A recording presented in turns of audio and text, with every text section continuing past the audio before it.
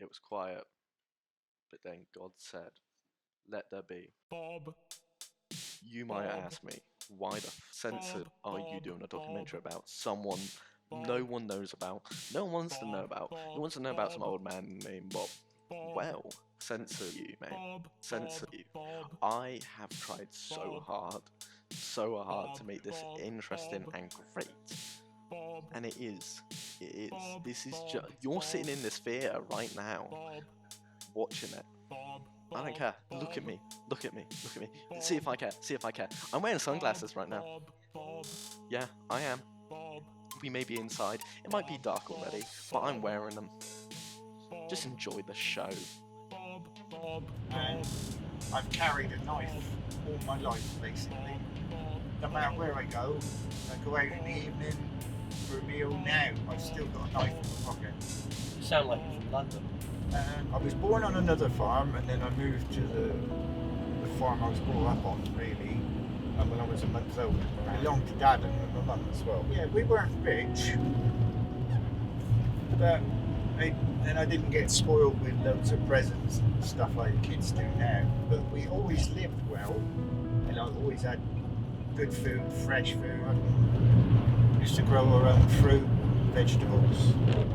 Really, it was a bit lonely. The only friends were on other farms, and that is only if they were the same age as you. Yeah, it's pretty isolated, but it made you use your head because you had to amuse yourself.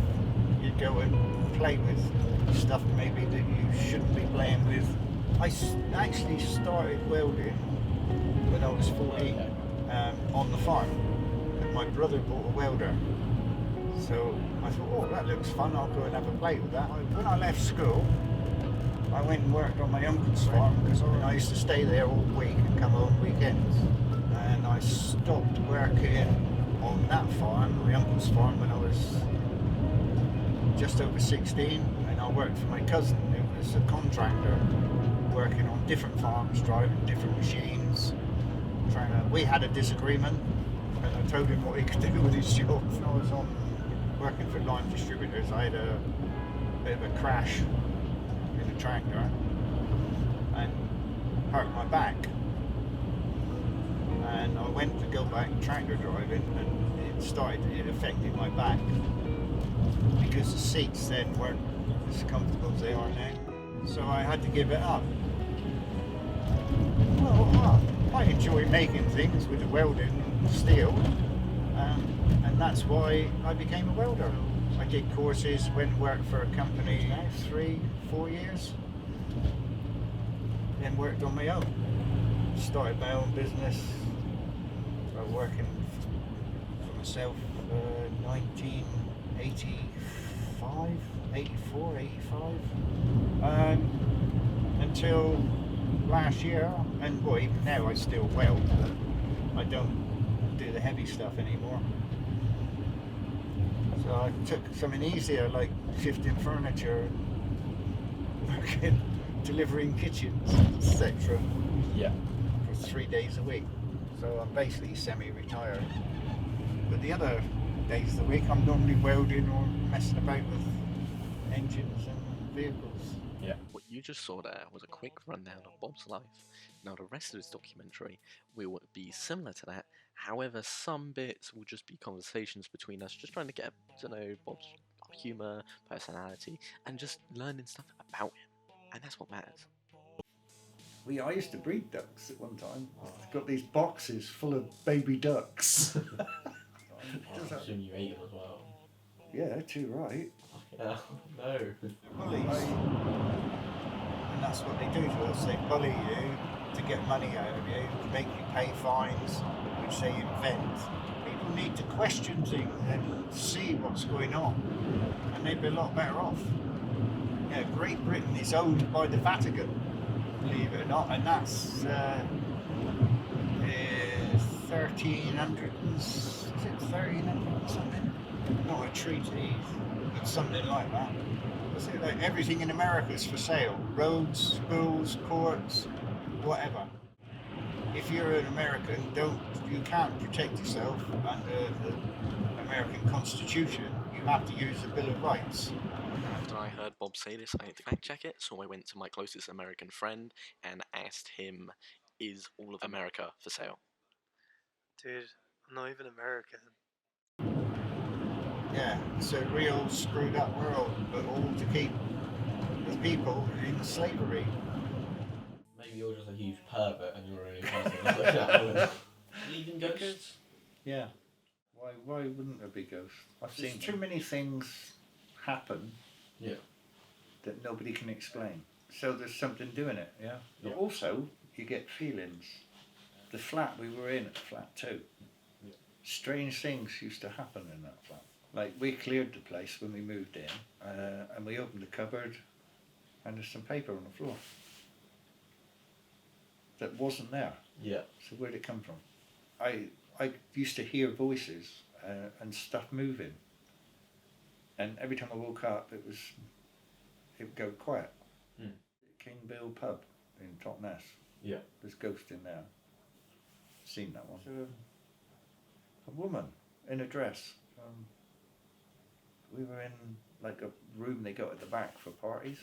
So I was trying to think, somebody else saw the same woman in this like reddish dress, but nobody else. So she smiled as I walked past, and I thought, oh, I didn't take any notice really. And I spoke to somebody about it, and they said, "Oh, there's nobody here." Yeah. Well, there was, Maybe you're... because I saw, they were there. Clairvoyance. Do you believe in clairvoyance? It depends on the subject, because there's so many people who are big fat liars. We were members of a spiritual church in Payton, and we were at a meeting, and clairvoyant told me exactly what was on my table in the front room, and Yeah. there is no way they could have known.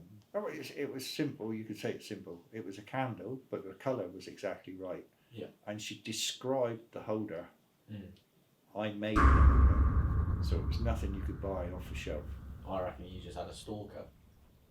Well, she's done a bloody good job of stalking, because I know. Yeah, I'm not a total denier, but I'm like an open-minded guy. Yeah. So if it was real, I wouldn't be like, what? That's just changed my shape of reality. I'd be like, please don't tell me my search history. No, I don't think they tell you anything bad. So you can do a card trick, and you can know whatever card they've taken out. Well, Bromwich can do that. I can't because I'm not mentally capable of that. Yeah. But also, one said to me, he said, "I don't know why I'm telling you." He said, "You can do it." I said, "Do what?" He said, "Well, you've got a deck of cards. You bought a deck of cards, so if you bought a deck of cards, you can do it." Yeah. And I never thought about it that way. But I actually have 4 decks. Yeah. How did you know I had a deck of cards on them? No, it's not that. That's not the cards I'm talking about. Oh, okay. Well, I had a deck of cards on me, Right. so I think you actually might be a clairvoyant. I didn't tell him that I had that. It's a bit spooky. What is the first card I'm going to pull out? Ace of Diamonds. Oh, now it's a joker. It should have Sorry, been the wrong end of the tag. Yeah. Have you never used this deck of cards? Not properly, no. No, it's a king of King. I don't want to suffer. But I suffer every day. If I had the choice to put down, I would. No, There's a plan where there's no pulling strings, and they ask you, would you want to know how you die, or what time you die? no, I don't want to know that. I want it to be a surprise. It has to be one of them. Want to use their clairvoyance powers to blow up your house. I don't think they can tell you that. They 100% can. They look at the other guys and he's like, "You're gonna die by a gunshot." And he's like, "No, I'm not." And he pulls out a gun and shoots him. They say you die via 10 gorillas. 10 gorillas. 10 gorillas. I think that kills you. What do you do? Well, what are you going to do? I already have the answer for what you Do you? But yeah, so this question you put through AI programs over 1,000 million times, right? And it always came up with the same answer. So it came up with a little story. You wake up, sit on the little chair there, and you turn on the TV, and on the news you hear that 10 gorillas just broke out the zoo. So you grab your shotgun and you sit back down to eat your Weetabix. You look back at the news broadcast and you notice something weird. There's helicopter footage showing the top of your house. You get a news report saying 10 gorillas are all going to go to this one location. we hope nobody's inside. We can't get contact with the person inside. If we were able to contact them, we wouldn't know. And you look at your phone's being on silent. This is your main fatal error. You realise that this is it. This is the day. So you sit there with one light on, readying yourself for the 10 gorillas to attack. And as you hear your door being broken down, you load the gun and you fire. And the story always ends there. You never quite know what happens to the person inside. Right. But you can assume the clairvoyant was correct. I'm gonna be real with you. I kind of recorded way too much. So the moral of the story is that what makes a man is not the life experiences they have, but the friends they make along the way. That's an original thing I just came up with.